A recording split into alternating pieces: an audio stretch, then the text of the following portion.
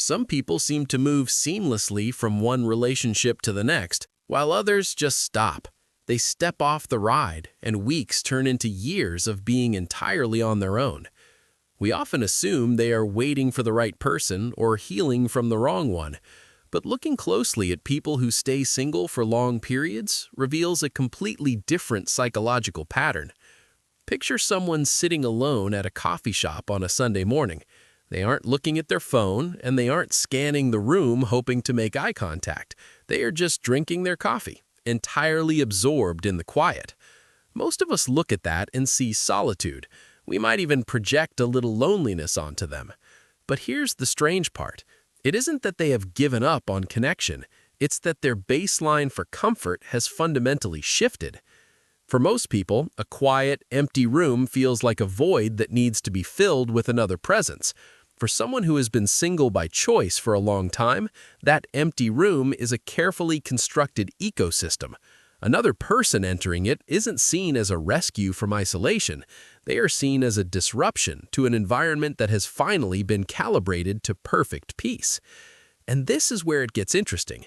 This shift doesn't just happen in romance.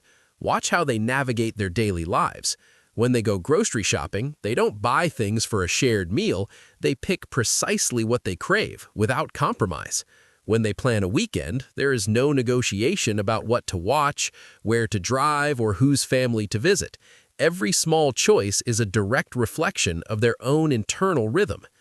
What most people don't notice is that this builds a highly specific type of psychological architecture. Over time, the constant need to compromise starts to feel like an unnatural restriction. It isn't that they are selfish or incapable of love. It is simply that the friction of another human being's preferences, moods, and daily chaos becomes highly noticeable. They become intensely sensitive to emotional noise. When you spend years answering only to yourself, your internal world becomes highly regulated. If a friend calls to cancel plans at the last minute, they don't feel rejected. They feel a quiet sense of relief, a little surge of joy at having their evening handed back to them. They have learned to source their emotional stability entirely from within, making the unpredictable nature of another person's feelings seem exhausting rather than exciting. But over time, something else happens. The silence of their own company stops being a phase and becomes a preference. If you watch them interact in a group, you will see them engage warmly, laugh freely, and connect deeply. They enjoy people, but watch their eyes when the gathering starts to wind down. There is a subtle shift in their posture, a readiness to retreat.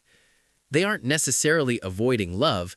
They have just discovered that the absence of conflict is sometimes more satisfying than the presence of company. They have found a quiet rhythm in the background of a very loud world, and for them, breaking that rhythm is a price that has simply become too high to pay.